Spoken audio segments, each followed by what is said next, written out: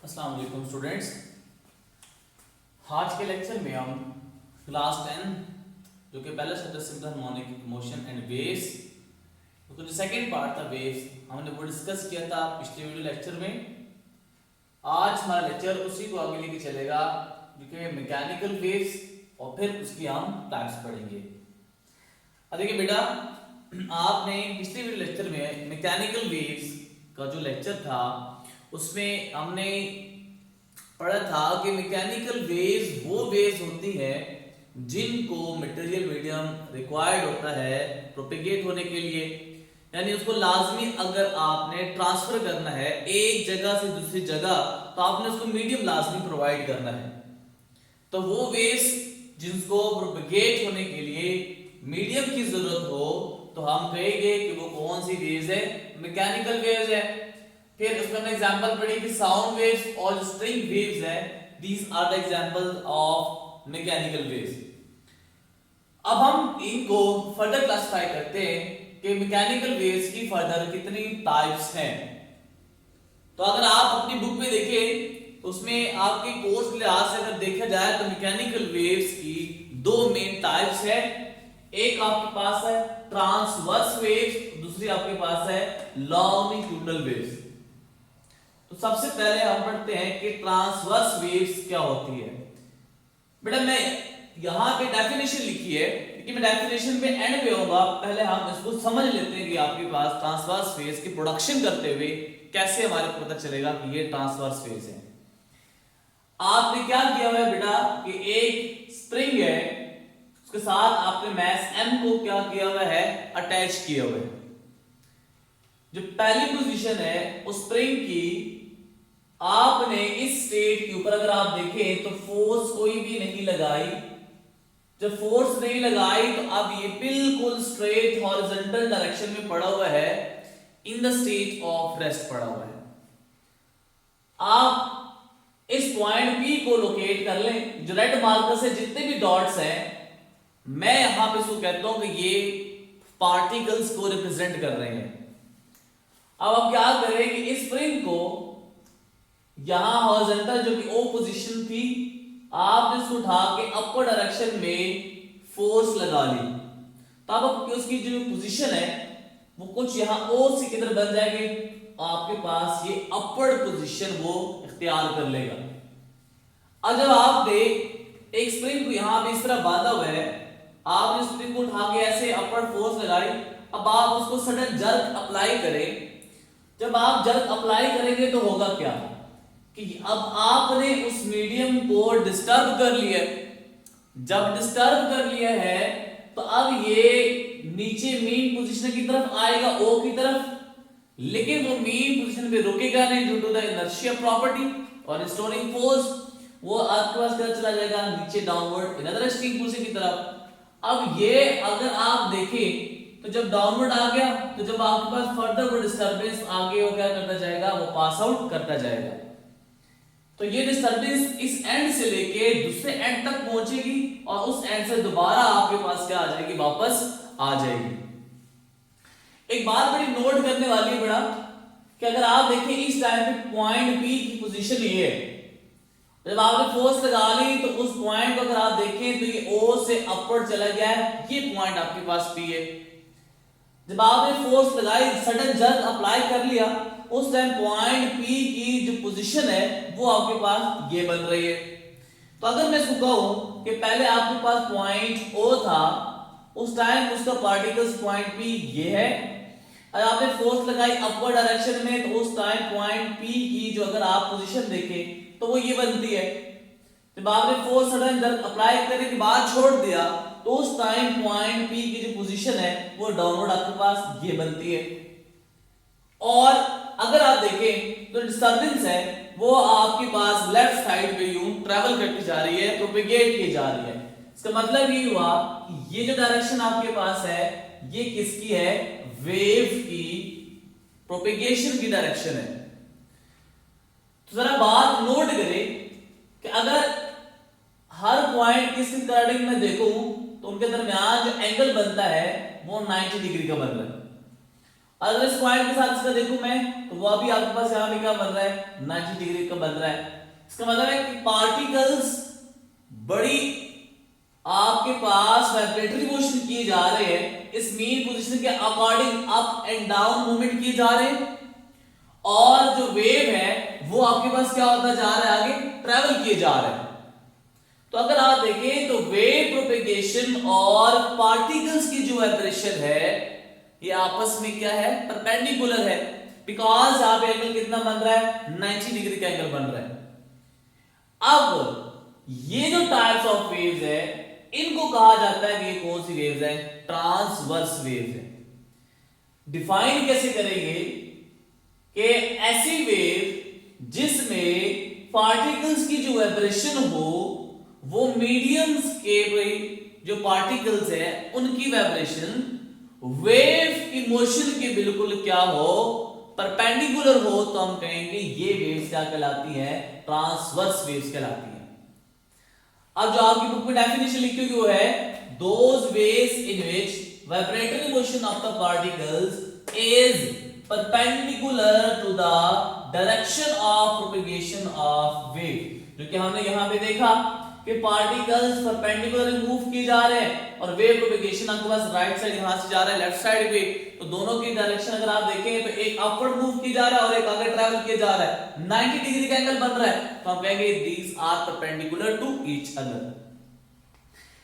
अब देखिए बेटा, अगर आप इस वेव की फॉर्मेशन बनाएं तो अगर आप देखें कि इस स्प्रिंग का कुछ पार्ट इस रेफरेंस लेवल जो कि O है उसके ऊपर है, और कुछ टाइम के बाद अगर आप उस रेफरेंस लाइन को देखें तो उसका स्प्रिंग का कुछ पार्ट उस रेफरेंस लेवल के डाउनवर्ड है, यानी ये पार्ट अपर पार्ट हो गया, ये पार्ट सब क्या है, लोअर पार्ट हो गया। अगर इसी वेव को मैं ड्रॉ करूं तो मेरे पास ये वेव आपके पास बनती है कुछ इस तरह की कि उसका ये जो आपके पास है ये हमारे पास मेन पोजीशन है, ये लेट्स से हम कहते हैं कि ए पोजीशन एक्सट्रीम है और ये पोजीशन आपके पास क्या है, बी एक्सट्रीम पोजीशन है। रेफरेंस लाइन के कुछ पार्ट वेव का अपवर्ड है, कुछ पार्ट उसका क्या है, डाउनवर्ड है। तो याद रखें कि वो पार्ट जो कि रेफरेंस लेवल के अपवर्ड है उस पार्ट को नाम दिया जाता है कि ये क्या कहलाता है, क्रस्ट कहलाता है। अब क्रस्ट को डिफाइन कैसे करते हैं हम, crest are the upper part of wave, यानी वो पार्ट वेव का जो कि रेफरेंस लाइन के अपवर्ड है उसको हम कहेंगे वो कौन सा है, क्रस्ट है। अब जो दूसरा पार्ट है वो किधर है, डाउनवर्ड है, लोअर पार्ट है, इसको नाम दिया जाता है, इसको क्या कहते हैं, trough. That is lower part of the wave is known as trough. अब देखिए बेटा कि क्रस्ट और ट्रफ भी आपके पास आ गए, यानी ये आपके पास क्या हो गया, ट्रफ, ये क्रस्ट, ये ट्रफ आपके पास और ये क्रस्ट बन गया। अब जो एक और टर्म यूज करते हैं वेव्स के, कि अगर वो वेव्स ट्रैवल की जा रही है, डिस्टेंस कवर की जा रही है, तो उसको हमने मेजर भी करना होता है। तो याद रखें कि जब हम किसी भी वेव्स के डिस्प्लेसमेंट या डिस्टेंस को मेजर करते हैं वो in the terms of wavelength measure कर रहे होते हैं। अब वेवलेंथ क्या है बेटा, ये ट्रफ आपके पास है तो ये भी अब क्या बन जाएगा, ट्रफ। तो वेवलेंथ क्या हो गया, दो कंसेक्यूटिव ट्रफ या फिर दो कंसेक्यूटिव क्रस्ट, इन दोनों के दरमियान जो डिस्टेंस होगा उसको नाम दिया जाता है किसका, वेवलेंथ का। यानी द डिस्टेंस, इसको मैं जब अगर लिखूंगा तो मैं इसको लिखता हूं कि distance between two consecutive crust और ट्रफ। ये बात बड़ी इंपॉर्टेंट है, कंसेक्यूटिव ही लेना है, ये नहीं कि आपने एक क्रस्ट ले लिया एक आपने ट्रफ ले लिया, ठीक है। अगर आप देखेंगे तो उस टाइम उसका एक वन वेवलेंथ के बराबर नहीं होगा, यानी आपने दो नजदीक तरीन ट्रफ या नजदीक तरीन आपने क्या करना है, क्रस्ट को पहले कंसीडर करना है जो एडजेसेंट आपस में आ रहे होंगे। अब इसको इंडिकेट की किससे करते हैं, इसका सिंबल आपके पास होता है लैम्डा, जिसको हम नाम देते हैं लैम्डा, जो कि ग्रीक आपके पास है। Again, lambda is the symbol of a wavelength, and wavelength is defined as the distance between two consecutive crusts or trough is known as wavelength. तो ये आपके पास क्या था, ट्रांसवर्स वेव्स की आपके पास एक्सप्लेनेशन और इंडक्शन थी। अब हम एक और जो हमने सेकंड पढ़ी वो आपके पास क्या है, लॉन्गिट्यूडनल वेव्स। इसको हम पढ़ते हैं, बाद में मैं इसकी डेफिनेशन के ऊपर आऊंगा। तो बेटा देखिए, अब आपने क्या है, वही स्प्रिंग है, आपने इसको हॉरिजॉन्टल पोजीशन पे रखा हुआ है, इस टाइम कोई फोर्स आप नहीं लगा रहे, उसका मतलब है वो in the state of rest है। अभी जो रेड मार्कर से आपको शो हो रहे हैं, इसको मैं इंडिकेट करूंगा, किसको रिप्रेजेंट कर रहे हैं, point P, that is particles को, जो कि मीडियम के है। अब बजाय आपने इसको अपवर्ड फोर्स लगाने के, आपने इसको राइट साइड के ऊपर क्या कर दी, फोर्स लगा दी। जब आपने राइट साइड के ऊपर फोर्स लगा ली, तो अब अगर आप देखें तो ये अगर उसका मेन पॉइंट था, अब अपने मेन पॉइंट से एक्सट्रीम की तरफ कोई ना कोई displacement, that is distance cover कर लिया। अब जैसे आप इसको यहां पे छोड़ेंगे तो वो फर्दर मेन पोजीशन की तरफ आएगा, लेकिन मेन पोजीशन पे रुकेगा तो नहीं, due to the property of inertia and storing force. तो क्या कर जाएगा, आपके पास फर्दर आगे ट्रैवल कर दिया जाएगा। तो 12 वो वहां से वापस मेन पोजीशन की तरफ, और ये प्रोसेस रिपीट होता रहेगा, दैट इज ऑसिलेटरी मोशन करता रहेगा। अब जो अगर आप देखें, ये मेन पोजीशन पे रुकी नहीं, बल्कि एक और extreme position that is B की तरफ चला गया है। ये जो आपके पास मैस के साथ एक पॉइंट P को लोकेट किया हमने, जब आपने फोर्स लगा ली तो बेटा आपके पास ये पॉइंट P इस पोजीशन के ऊपर पहुंच गया, और जब आपने फोर्स हटा दी, एकदम यहां से फोर्स लगाई और छोड़ दिया, तो अब ये पॉइंट P शिफ्ट हो गया एक्सट्रीम से अनदर एक्सट्रीम पोजीशन की तरफ। ये तो अगर आप देखें तो मैं इसको रिप्रेजेंट अगर करूं तो पार्टिकल्स ये जो पॉइंट P है वो पहले इस पॉइंट के ऊपर था, फिर आपके पास एक्सट्रीम पॉइंट A की तरफ चला गया, और फिर एक्सट्रीम पोजीशन B की तरफ चला गया। तो पार्टिकल्स की जो वाइब्रेशन है वो to and fro, that is right side left side, right side left side repeat किए जा रहे हैं। और अगर आप वेव्स की प्रोपेगेशन देखें तो वेव्स की प्रोपेगेशन आपके पास क्या है, वो भी क्या जा रही है, पहले आपने राइट साइड इसको एलोंगेट किया, फिर लेफ्ट साइड, और ये रिपीटेशन आपके पास चलती जा रही है। तो अगर आप देखें तो पार्टिकल्स की वाइब्रेशन भी इस तरफ है, और वेव की प्रोपेगेशन की डायरेक्शन भी आपके पास क्या है, सेम है। Both are parallel to each other, that is theta is equal to 0, दोनों की डायरेक्शन ऑफ प्रोपेगेशन और पार्टिकल्स की वाइब्रेशन आपस में क्या है, पैरेलल है। तो ऐसी वेव्स को नाम दिया जाता है, कौन सी वेव कहलाती है, लॉन्गिट्यूडनल वेव। तो ये आपको नाम भी बता रहा है कि longitudinal, that is along lengthwise, ठीक है। अगर आप इसको देखिए, फोर्स पहले लेट से बेटा ये आपके पास लेंथ थी किसी भी स्प्रिंग की 5 मीटर, जब आपने फोर्स लगा ली तो अब उसकी लेंथ 5 मीटर से क्या हो गई है, ग्रेटर। फोर्स को छोड़ दिया तो उसकी लेंथ 5 मीटर से क्या हो गई है, लेस हो गई है। तो यही अगर आप देखें तो स्प्रिंग की मूवमेंट अलोंग लेंथ वाइज होती जा रही है, इसलिए इसको नाम दिया जाता है कि क्या कहलाता है, लॉन्गिट्यूडनल वेव्स। तो डिफाइन जब करते हैं हम कहते हैं कि those waves in which particles of the medium vibrate parallel to the propagation of waves, ठीक है। कि waves की propagation और particles की vibration भी आपस में सेम डायरेक्शन में होती है, उस वेव्स को नाम दिया जाता है, क्या कहलाती हैं, लॉन्गिट्यूडनल वेव्स का। अब एक बात बड़ी इंपॉर्टेंट है बेटा, आप स्प्रिंग को अगर आप देखें, जब आप इस नॉर्मल स्टेट में पड़ा हुआ है, रिलैक्स स्टेट में पड़ा हुआ है, तो बेटा अगर आप देखें जब आपने फोर्स लगाई तो ये लूप अगर आप देखें, जो आपने लूप बनाए हुए ये एलोंगेशन प्रोड्यूस हो गई। अब जब आपने फोर्स छोड़ दी तो उनके दरमियान क्या प्रोड्यूस हो गई है, लूप्स क्लोज्ड हो गए हैं। अब अगर आप इसको देखें तो यहाँ पे लूप्स के दरमियान जो डिस्टेंस है वो बहुत कम है, और अगर आप इस पॉइंट को देखें तो इसमें अगर आप देखें तो लूप के दरमियान डिस्टेंस ज्यादा है। तो वो पार्ट ऑफ द स्प्रिंग जिसमें लूप्स आपस में क्लोज होते हैं उनको हम नाम देते हैं, ये क्या कहलाता है, कंप्रेशन का। और कंप्रेशन आपके पास क्या होते हैं कि loops are close to each other, ठीक है, जिसमें लूप्स आपस में क्या होते हैं, क्लोज होते हैं।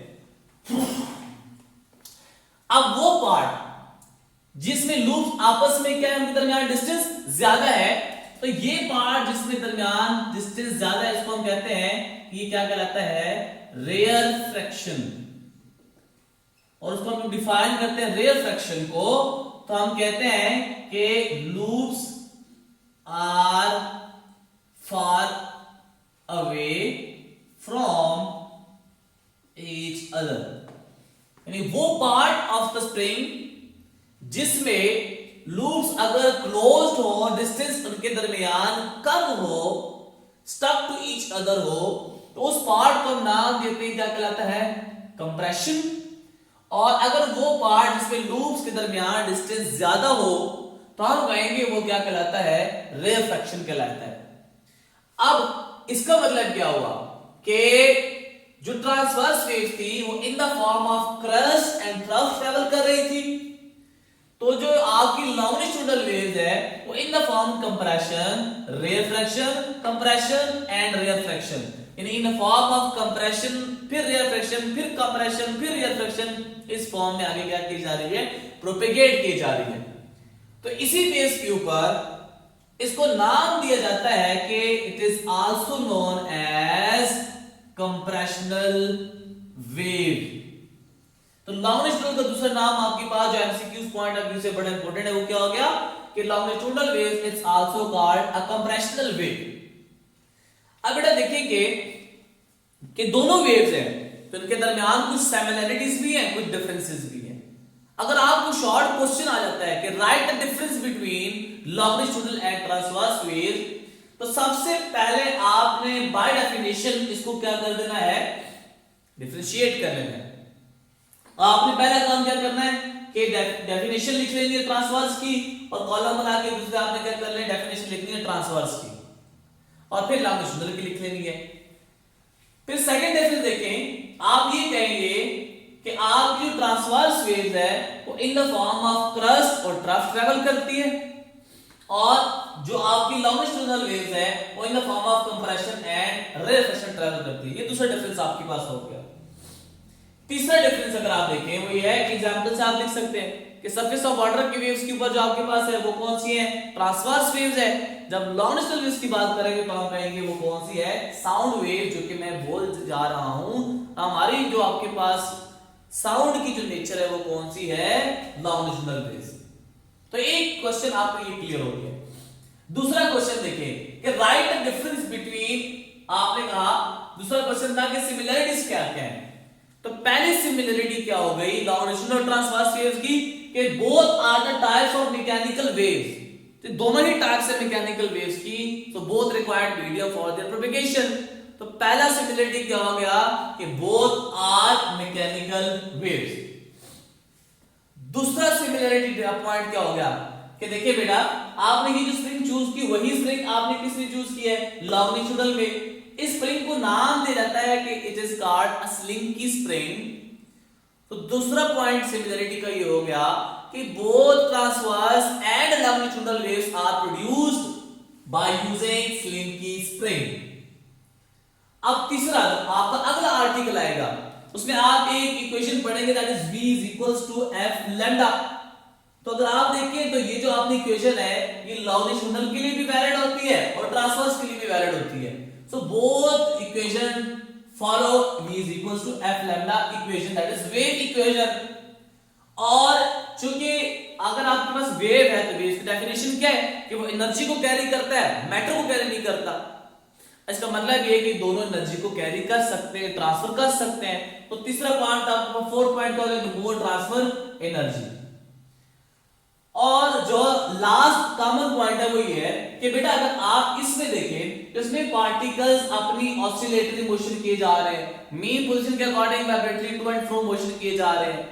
अगर आप इस पॉइंट को देखें यहाँ पे तो ये पॉइंट भी टू एंड फ्रो मोशन किए जा रहा है, ऑसिलेटरी मोशन किए जा रहा है। तो इसका मतलब है कि ये भी इन दोनों के दरमियान एक कॉमन पॉइंट हो गया। हम उसको लिखेंगे कि particles oscillate about their mean position in both wave, कि दोनों वेव्स में आपके जो पार्टिकल्स हैं वो मीन पोजीशन के अकॉर्डिंग ऑसिलेटरी मोशन किए जा रहे होते हैं। तो ये आपके पास है टाइप्स ऑफ मैकेनिकल वेव्स, इसका हमने पहले पढ़ा ट्रांसवर्स वेव्स, फिर उसकी डेफिनेशन, फिर उसका हमने यहाँ पे एक्सप्लेनेशन डायग्रामेटिकली भी पढ़ा, फिर आपके पास क्या है लॉन्गिट्यूडनल वेव्स, और लॉन्गिट्यूडनल वेव्स को हमने नाम दिया कंप्रेशनल वेव्स है, और फिर हमने उसके डिफरेंस और सिमिलरिटीज पढ़ी। एक बात बड़ी इंपॉर्टेंट आपने देखा बेटा वेवलेंथ किन दोनों के दरमियान है, क्रस्ट और ट्रफ के दरमियान। तो जब आप इसकी बात करेंगे इसका मतलब क्या हुआ कि ये जो आपके पास कंप्रेशन है ये और नेक्स्ट कंप्रेशन, इन दोनों के दरमियान जो डिस्टेंस होगा वो क्या कहलाएगा, wavelength. So in longitudinal wave lambda that is wavelength is the distance between two consecutive compression और टू कंसेक्यूटिव रेयरफैक्शन। ये कुछ बातें थी आपके पास किसकी, टाइप्स ऑफ मैकेनिकल वेव्स की। उम्मीद है आपको ये लेक्चर समझ आया होगा। कोई भी चीज अगर आपको समझ नहीं आई तो कमेंट कर सकते हैं, पूछ सकते हैं, और मैं कोशिश करूंगा कि आपको वो चीज क्लियर करता जाऊं। नेक्स्ट आर्टिकल हम स्टार्ट करेंगे नेक्स्ट लेक्चर में, तब तक नेक्स्ट लेक्चर के लिए अल्लाह हाफिज।